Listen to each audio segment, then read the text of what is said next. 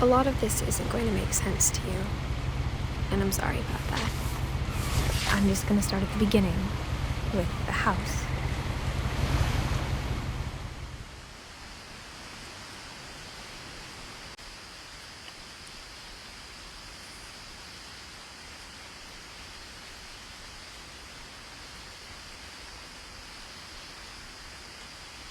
Someone had put up a chain link fence, but it looked like I wasn't the first person to hop it. My brother Milton disappeared when I was 4. It was like the house just swallowed him up.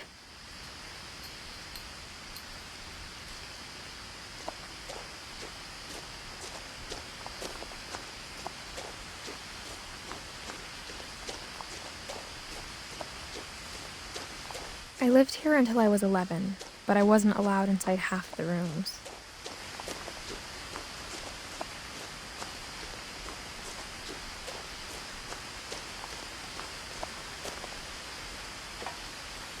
Inside the mailbox were bills from 7 years ago, marked urgent, open immediately.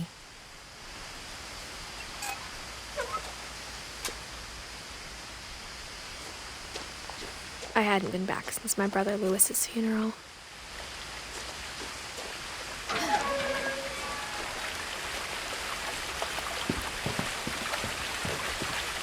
In her will, my mother left me a key, but didn't tell me what it unlocked.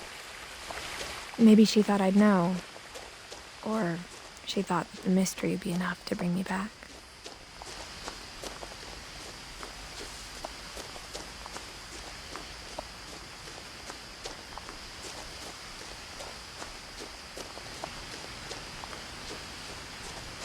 No one had driven this way in a long time, but I saw a few hoof prints.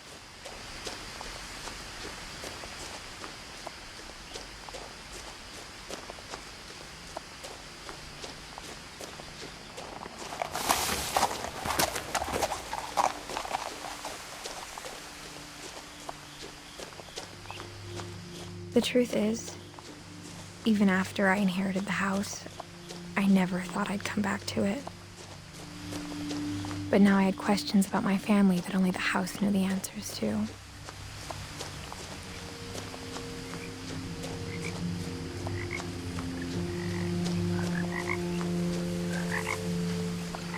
The house was exactly like I remembered it, the way I'd been dreaming about it.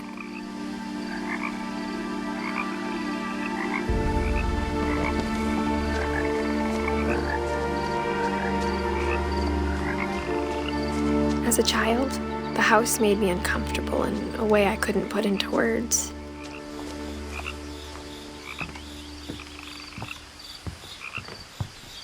Now, as a 17-year-old, I knew exactly what those words were. I was afraid of the house. I hoped the key might unlock the front door. It didn't. Looking in, I felt like the house itself had been waiting for me.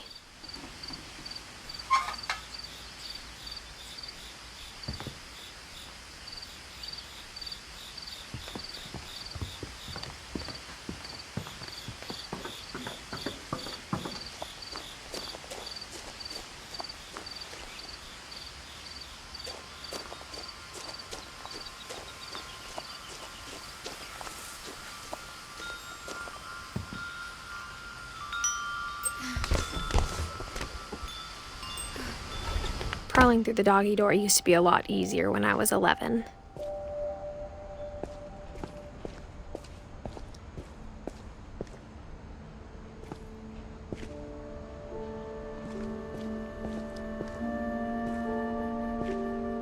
The power had been turned off the night we left. For the first time in years, I felt like I was home. But instead of a family, there were just memories of one. Like how after Lewis started working at the cannery, we all got sick of eating salmon, except our cat, Molly. Or how only one restaurant would deliver to our house, so we had Chinese a lot.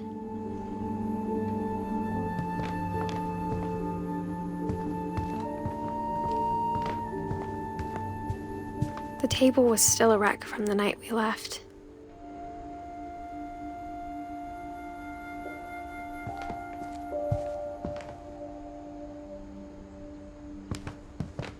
It was like a bomb had gone off, killing everyone but sparing the furniture. My mom was the only one of us who could imagine Great-Grandma Edie living in a nursing home.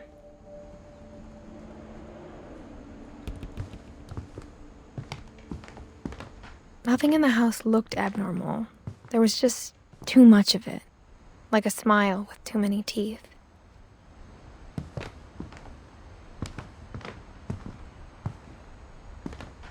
Even the fireplace had a story.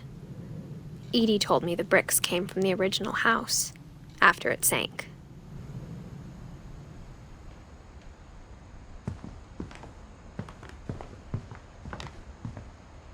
Mom always told me to stay out of the basement, so I wasn't too surprised when the key didn't fit.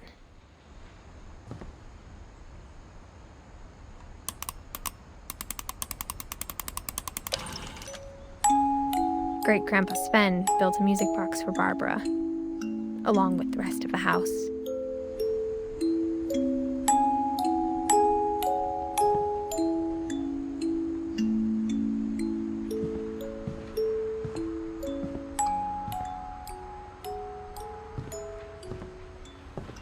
My mom wasn't much of an optimist, but she never stopped believing that my brother Milton was alive.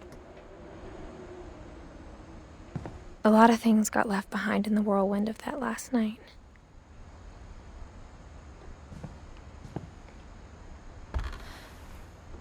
Edie told me once that every Finch who ever lived is buried somewhere in the library.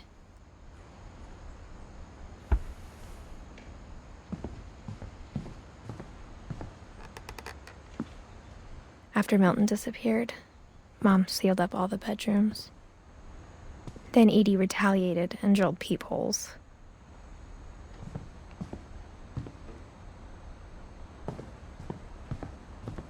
Whenever people ask me about my family, the first thing they always want to know about is Barbara.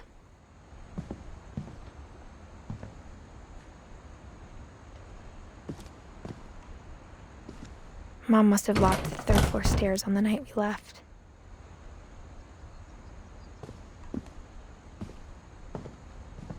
Edie's father, Odin, built the original house.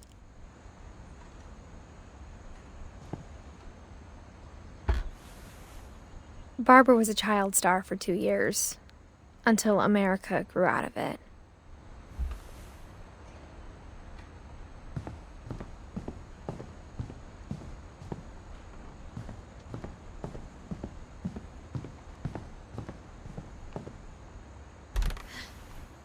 As a kid, I just assumed every house had peepholes and sealed rooms you weren't allowed inside of.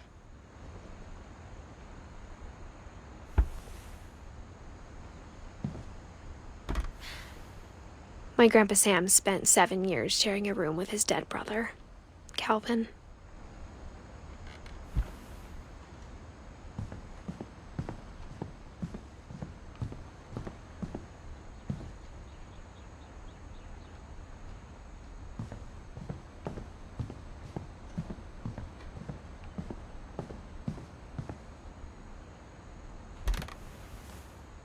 Molly always seemed like a girl I could imagine being friends with, if she hadn't died in 1947.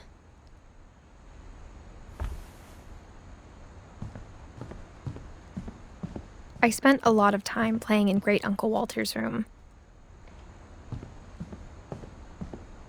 Lewis told me there were secret passages, but I never believed him.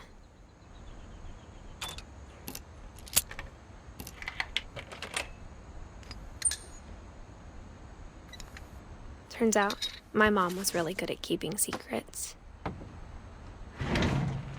Now it was time to find out what my mom had been afraid of.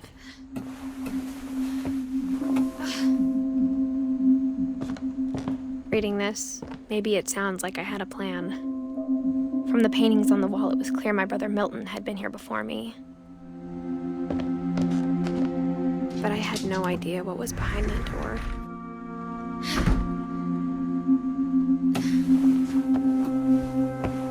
Just like I had no idea where all this was gonna lead.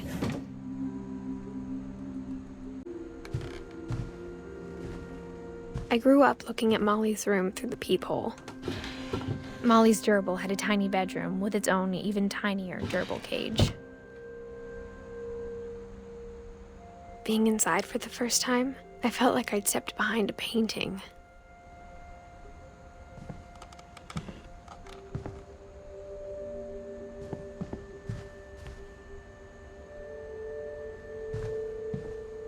I got the sense Edie had spent a lot of time here, before my mom sealed the doors.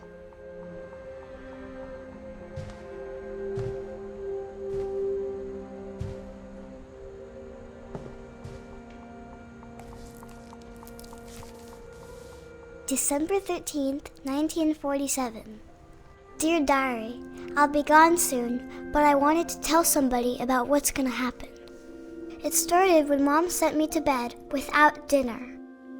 I woke up and I was starving, so I looked around for something to eat. The gerbil food was dry, but I didn't mind it.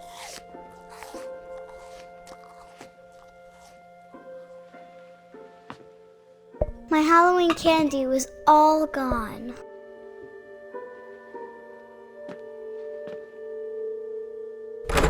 Mom, can I come out now? Sweetheart, it's late. Go to sleep.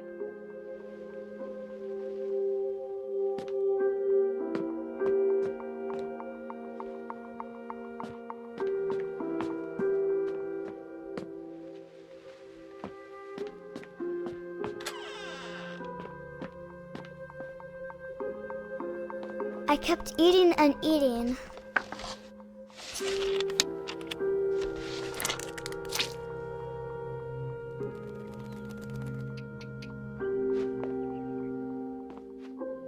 I ate a lot of things that night.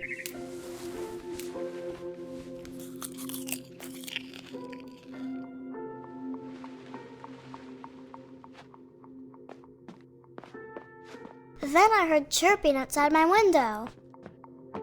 It was a barn swallow going back to her nest. I reached out for her. And suddenly, I was a cat.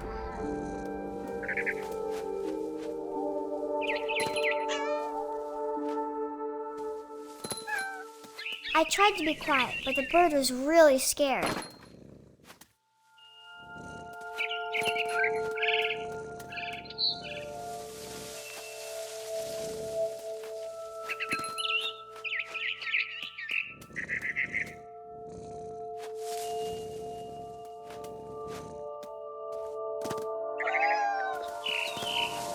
Mom and Dad didn't even look at me.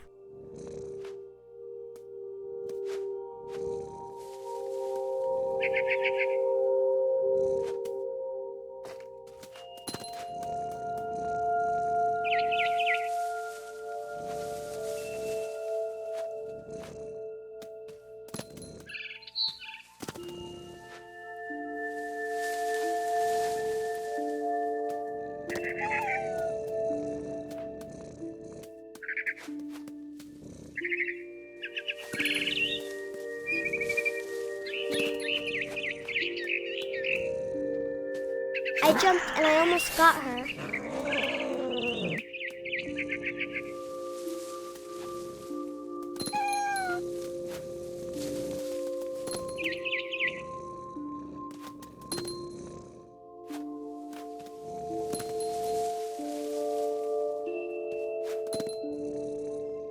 I could tell she was getting really tired.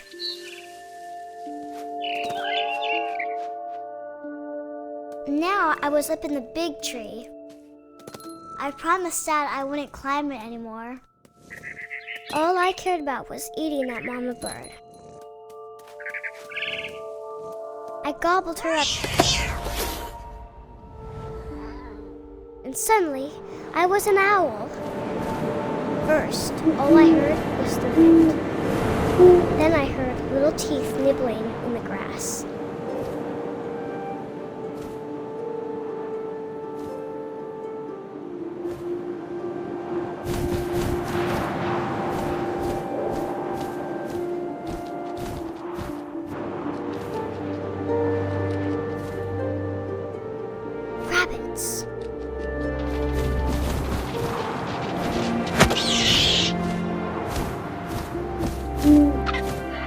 imagined his face looking up and seeing mine through my talons. I swallowed him up, and I didn't chew one bit. Then I flew off to find something bigger.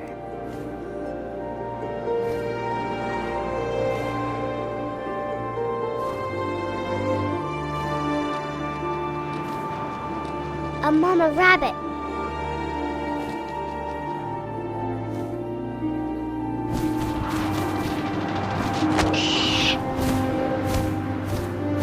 She was almost too big to carry.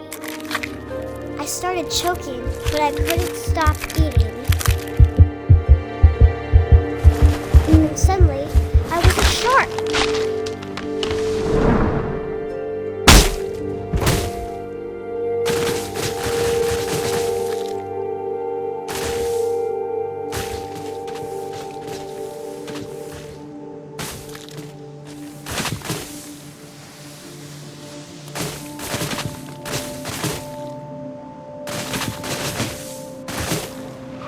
I rolled off a cliff and into the ocean.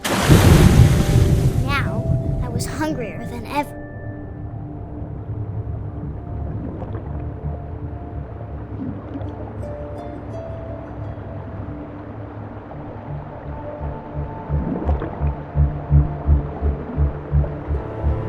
I wanted fat, juicy seeds.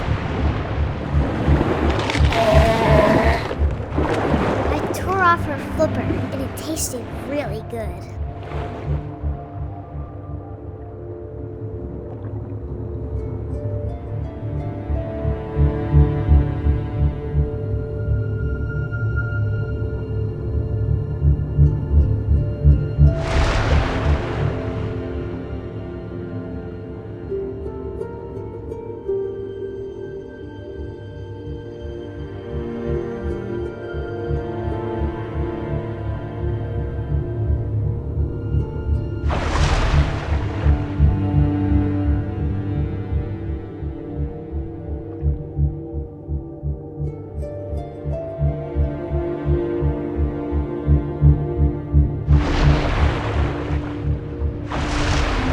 Grabbed on tight. But I was so hungry, I jumped out of the water.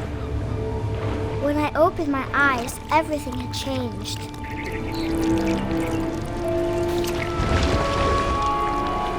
Now I was a monster, and I smelled people everywhere.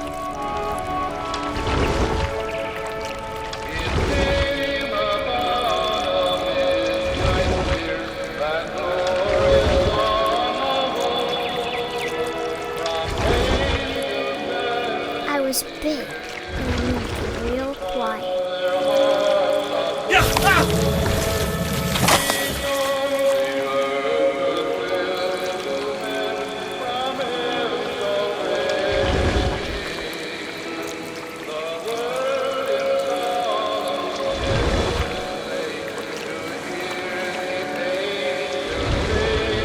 I wanted to stop, but also I didn't.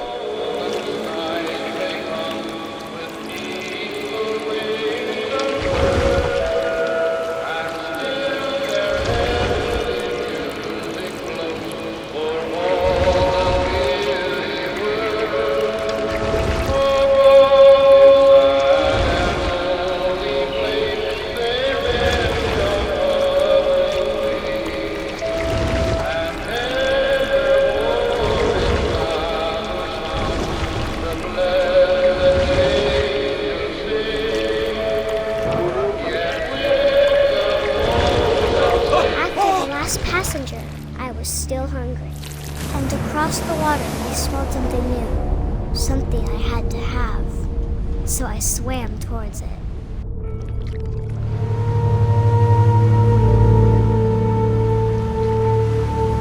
I slithered onto the sand, and the good smell went into an old pipe.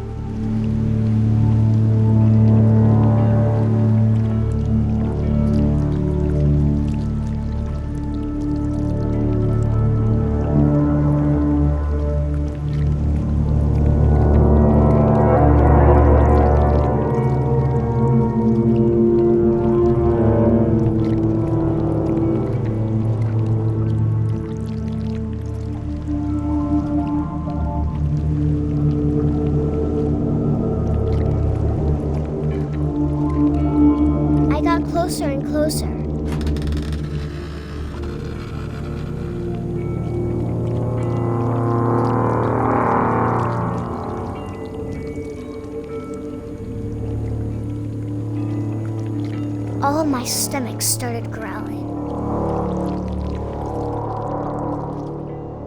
And suddenly, I was me again. I held my breath for a long time, but I couldn't hear anything.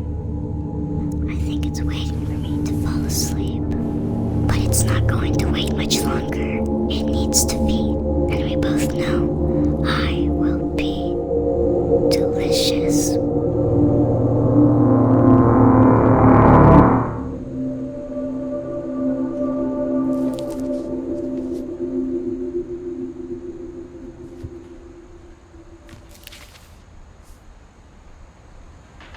I'm not sure if I believed all of that, but I'm sure Edie would have.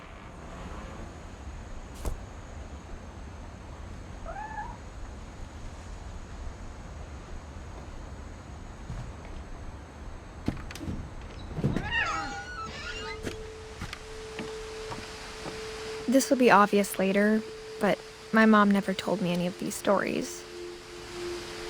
Edie would have, but Mom didn't like bringing up the past. Though, when we adopted a stray kitten, she was the one who named it Molly.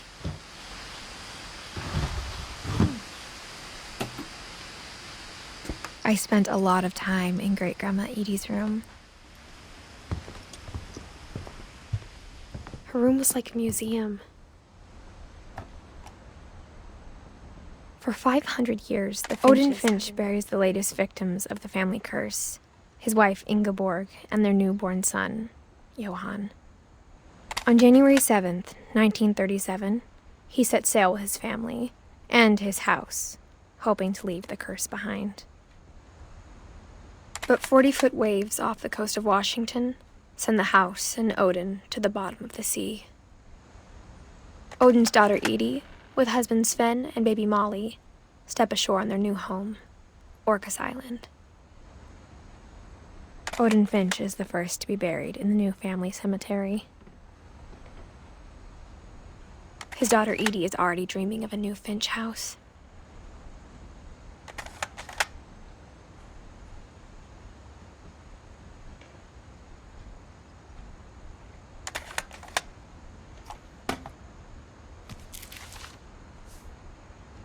Whatever's wrong with this family, it goes back a long ways.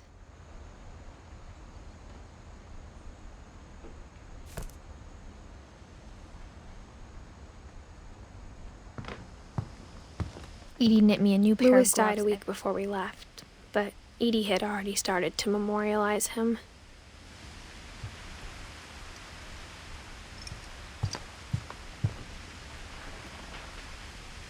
Edie gave a big interview about a mole man living under the Finch house.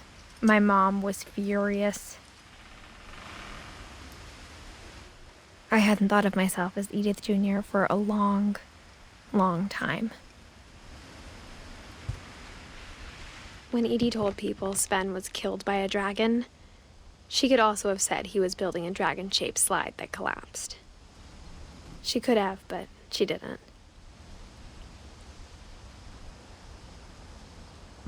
Even in her 90s, sometimes Edie seemed a lot younger than my mother. The only trace Grandpa Sam's first wife, Kay, left on the house was the pink bathroom. It was a pretty big trace.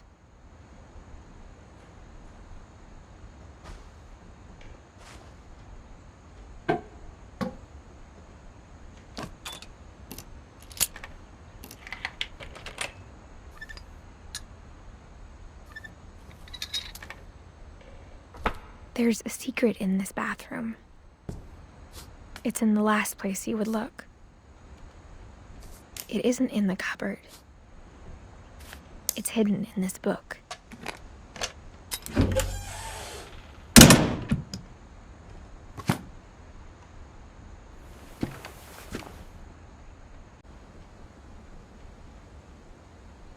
Sven gave Sam an old camera he'd refurbished.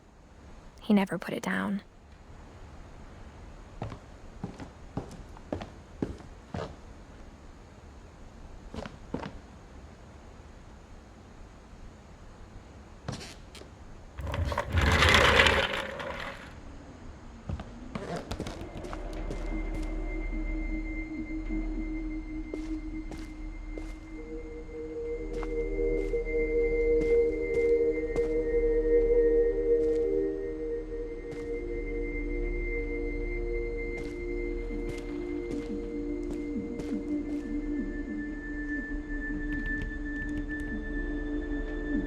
I knew Grandpa Sam had a twin,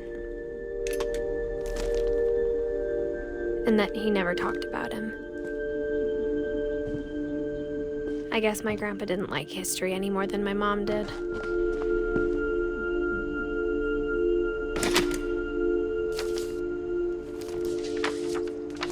How I Want to Remember My Brother by Sam Finch. The thing I remember is that when he made up his mind, that was it.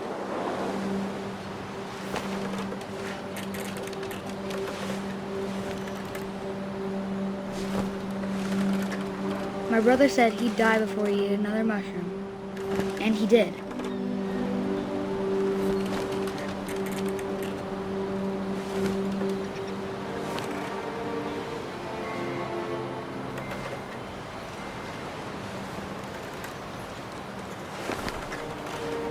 At Barbara's funeral, we swore we'd never be afraid again, and he wasn't.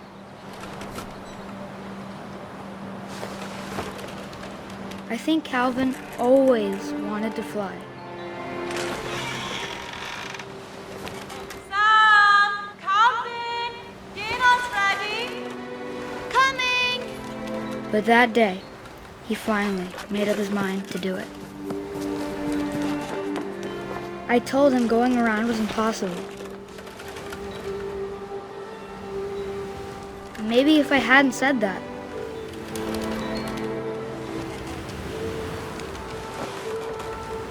Calvin! I'm not gonna tell you again! maybe if the wind hadn't picked up, then maybe he'd still be here. But I doubt it. I think he'd already made up his mind. That's what I want to remember about my brother.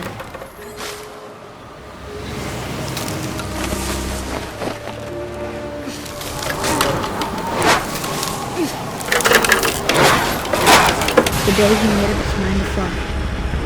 And he did.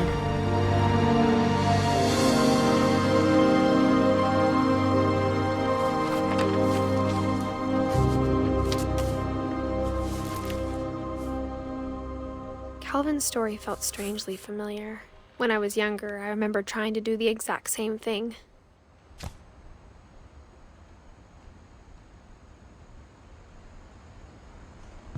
After the funeral, Edie roped off Calvin's half of the room.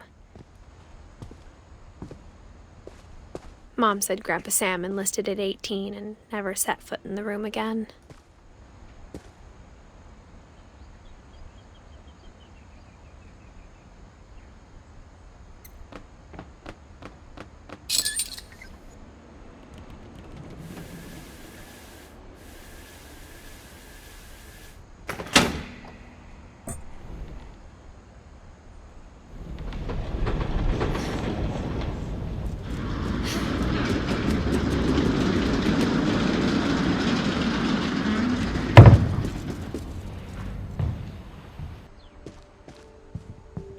The passages were a pretty tight fit.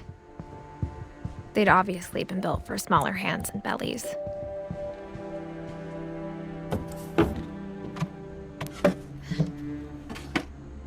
Growing up, I always thought of Barbara as a child star.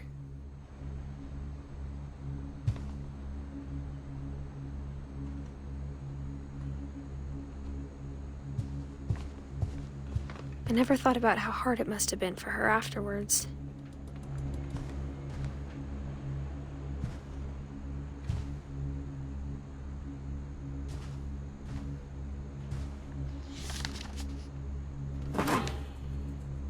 Of all the stories people wrote about Barbara's death, I'm surprised Edie saved this one.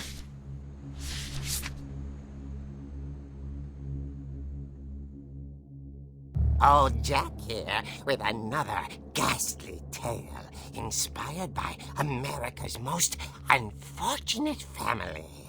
I'm calling it The Surprise Ending of Barbara Finch. As a child star, Barbara was famous for her scream. Now at 16, she was all washed up. a has-been. But in a lucky break, she'd been asked to perform her signature scream at a local convention for monster movie fans. It was just the boost her career needed. Unfortunately, her scream hadn't aged well. Getting better. I think you just need the right motivation. Her biggest fan and current boyfriend, Rick, was about to demonstrate when... Now that was a great scream. It was Barbara's father, Sven. He'd slipped into a table saw and had to be rushed to the emergency room. So Barbara got stuck babysitting her youngest brother, Walter. Her convention comeback was cancelled. Okay, I'm hearing frustration, but I'm not hearing terror. What if I tried... A gang of hoodlums in Halloween masks have been terrorizing Orcas Island tonight. Police are urging residents to... That came from the basement. You're right! Also, I loved your delivery on that. Why is your basement door locked? Because my dad likes making puzzles and secret passages. There's a key hidden in the music box. The secret is to keep winding and winding until finally the key pops out. Thanks, babe. I'll be back in a sec. 20 minutes later, Rick hadn't returned. So Barbara went to look for him, right on cue. She reached for the music box.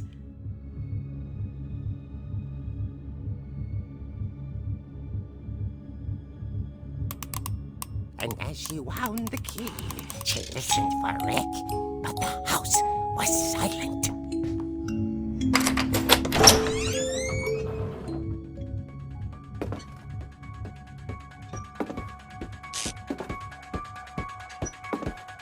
She found Rick's crutch and imagined the worst.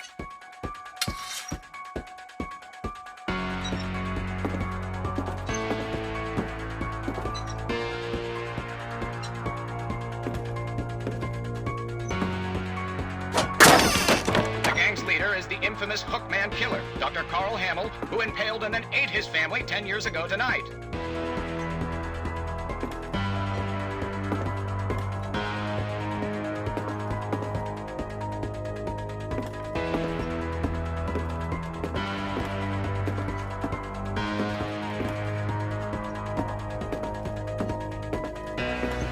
The old fridge rattled and grew still. Oh dear!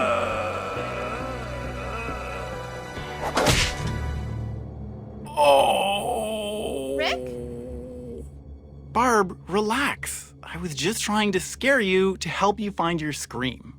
Well, I'm not scared, Rick. I'm furious. Then act furious.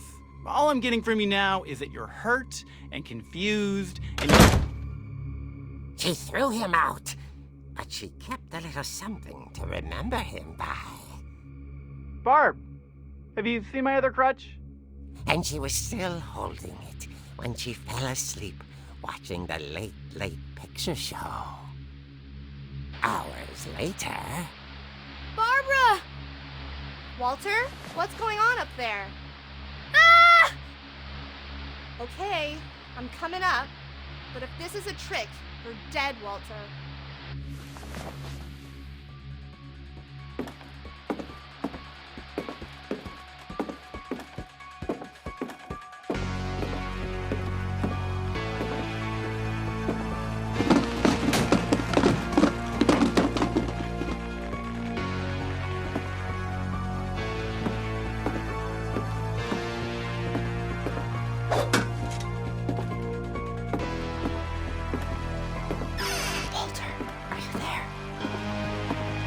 Walter had vanished, but his bedside radio was still on.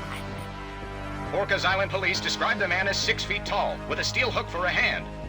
Residents are urged to lock all doors and windows and notify the police of any suspicious activity. Barbara turned, saw the hookman, and was speechless. He was quite smashing.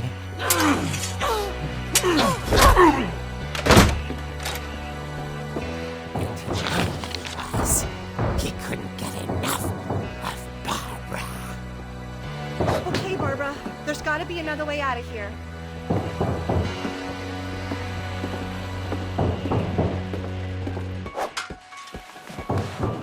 That night, she played her part beautifully.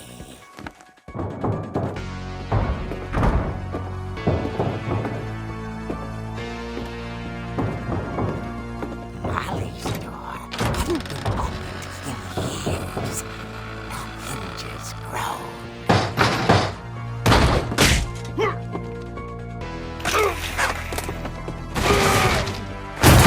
He wasn't moving, but she sensed the story might not be over yet.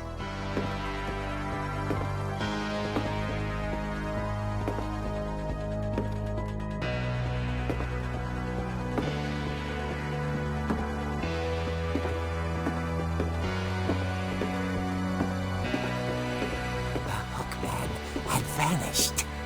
She listened for his breathing, but all she heard was...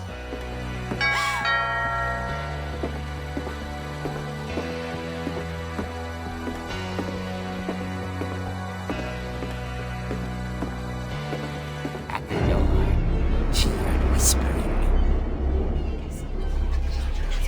It was coming from inside the house.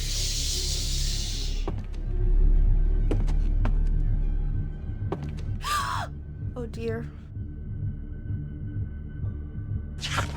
The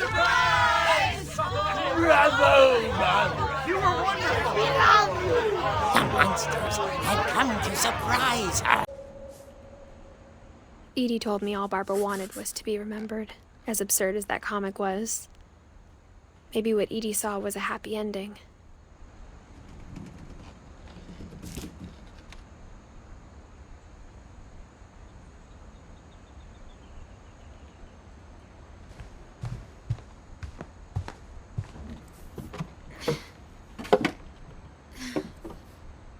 I guess now I know why Mom didn't like me playing with the music box.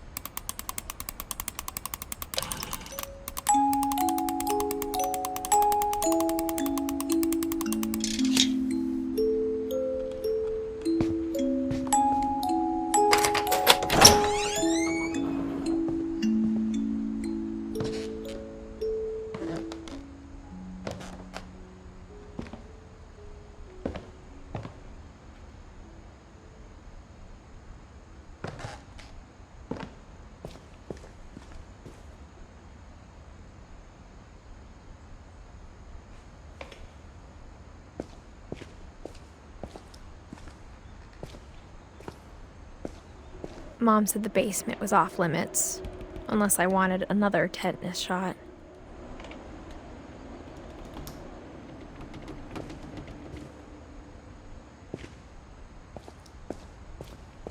I saw Edie sneak down to the basement once, carrying packages.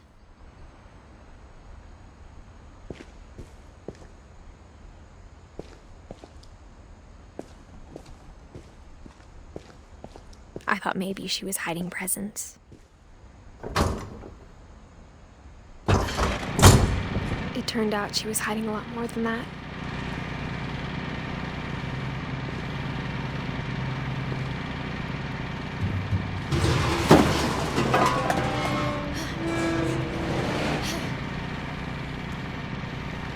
I remember asking Mom once about where Walter had gone.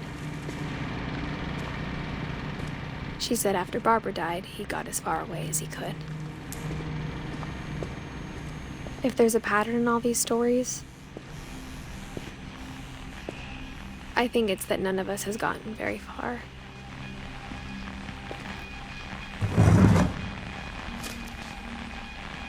Goodbye, everyone. I can't believe I've been down here for 30 years.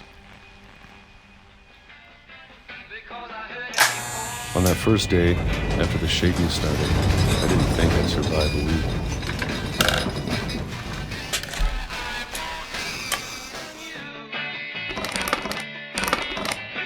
But after a few days, I settled into a routine. That's what kept me sane. Having a schedule, living for today. I always expected to be dead tomorrow. But if you wait long enough, you get used to anything.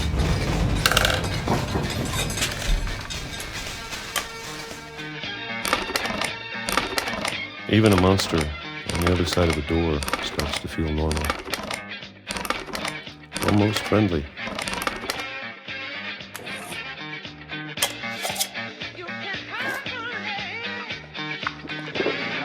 And then one day, everything just stopped. Whatever that thing was, it was gone. Maybe it got tired of waiting. Or maybe I just got tired of being afraid.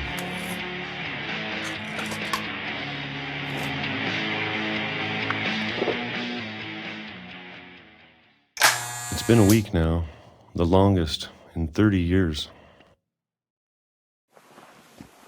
I'm done waiting. I have to leave while I still can.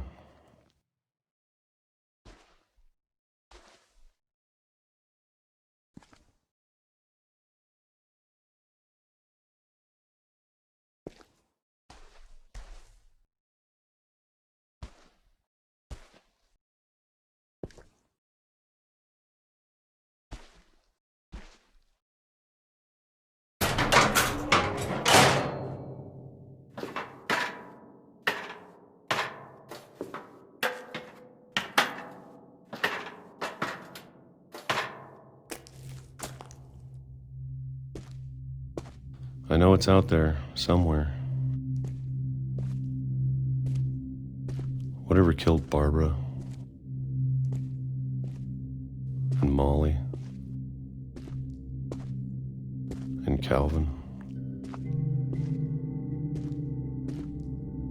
Maybe this is all a mistake. But I need to stop living the same day. Even if it kills me.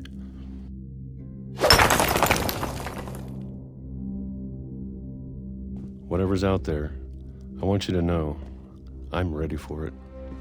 I'm going to appreciate all of it, especially the food.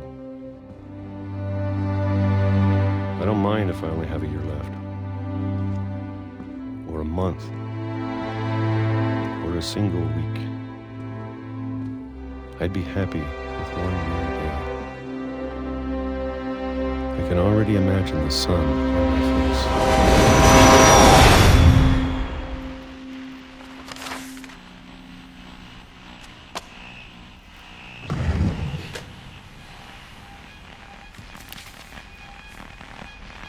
Walter died when I was 6.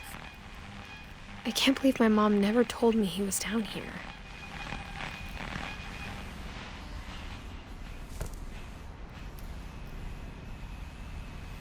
I'm sure my mom was trying to protect me.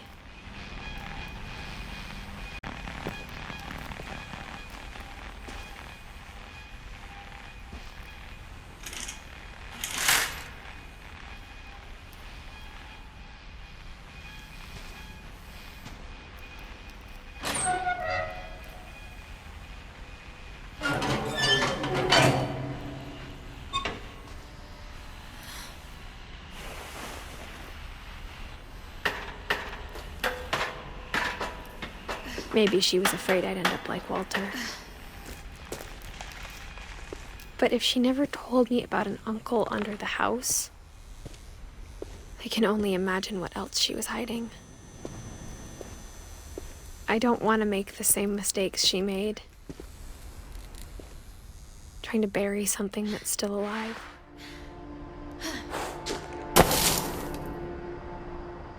Now that there's only one of us left, or maybe two, I thought it was time I heard the stories for myself and found out what happened to everyone else. But now I'm worried the stories themselves might be the problem. Maybe we believed so much in a family curse, we made it real.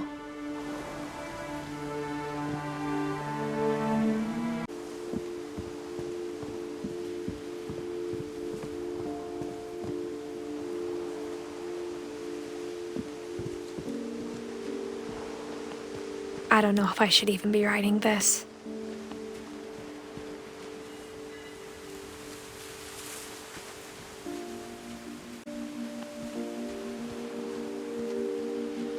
Maybe it'd be better if all this just died with me.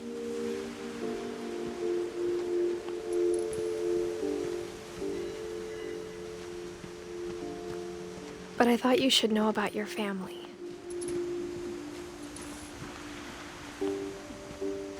And the history you're a part of.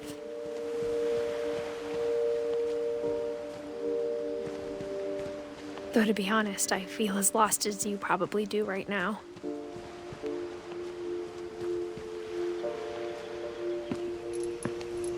I think the people in these stories believed them, for what that's worth.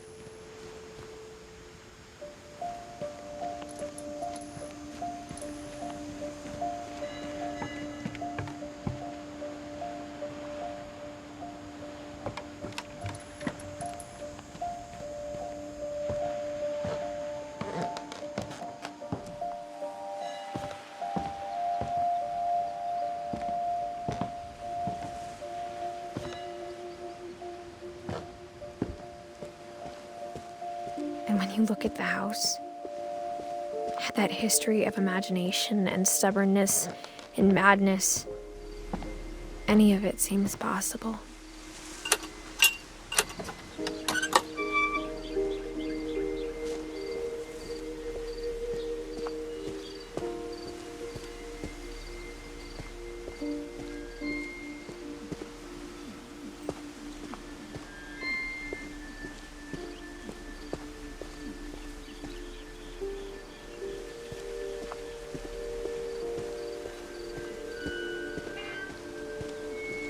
I think we've been surrounded by death for so long, we've just gotten used to it.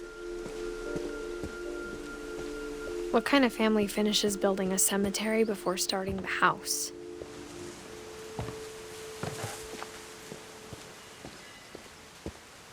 It's embarrassing for me to admit this, but the pet cemetery made me more uncomfortable than the human one. 3 of the gerbils are mine, and 2 had been my fault.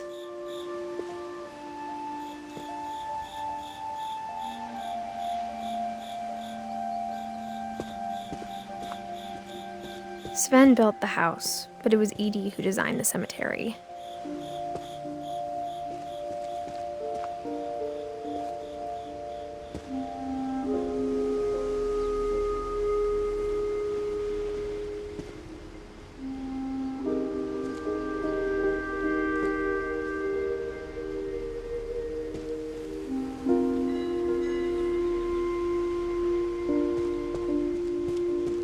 I'm sure Odin's monument had been Edie's idea.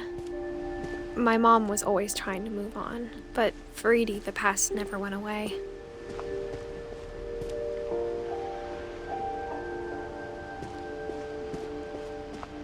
She could see it poking out of the water at low tide.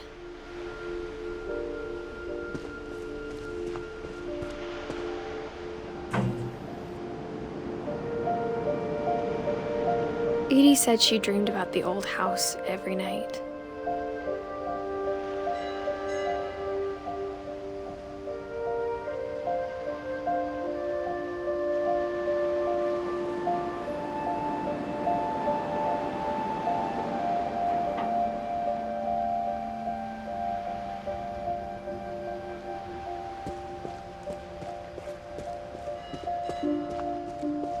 Edie's side was always easier for me to understand. But the older I get, the more I can see where my mom was coming from. Her dad had been pretty strict, but it wasn't enough to save her brothers. She was just trying to do better.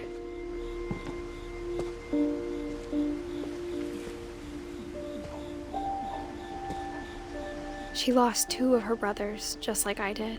I get why she tried so hard to protect us. There's so many things I wish I could ask my mom now. Part of me thinks this is what she wanted all along. For me to come back someday and find everything out for myself.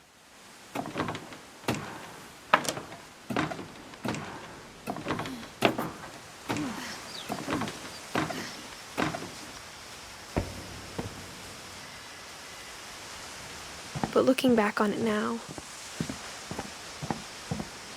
if she told me there was going to be so much climbing, I never would have come when I was 22 weeks pregnant.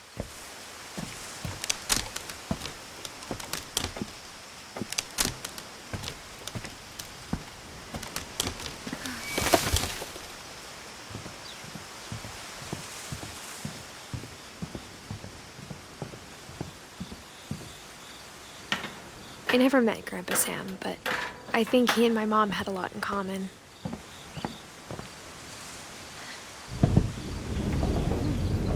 They were both pretty intense.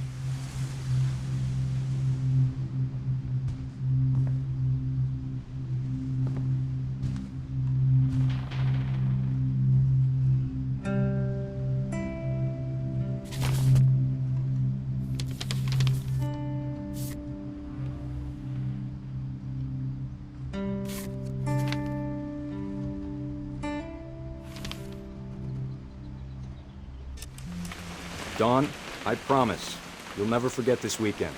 Yes, sir. These memories are gonna last a lifetime. Am I gonna have to shoot anything? It's a hunting trip, Dawn. Shooting is strongly encouraged. Shouldn't we be leaving? Just want to get a shot of you, Dawn, then we can take off. What? Perfect. It's gonna rain the whole weekend, isn't it? I will never forget this weekend. Okay, got it. I'm gonna take some pictures, okay? Just be careful. The camera's older than you are.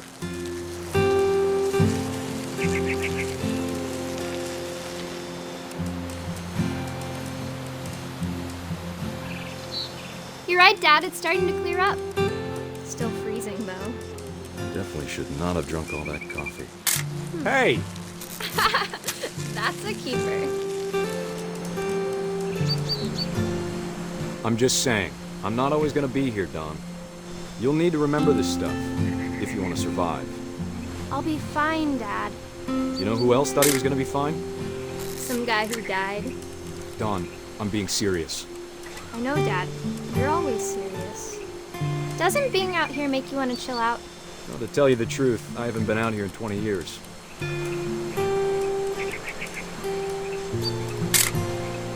Dawn, don't you think you could find something more interesting to photograph?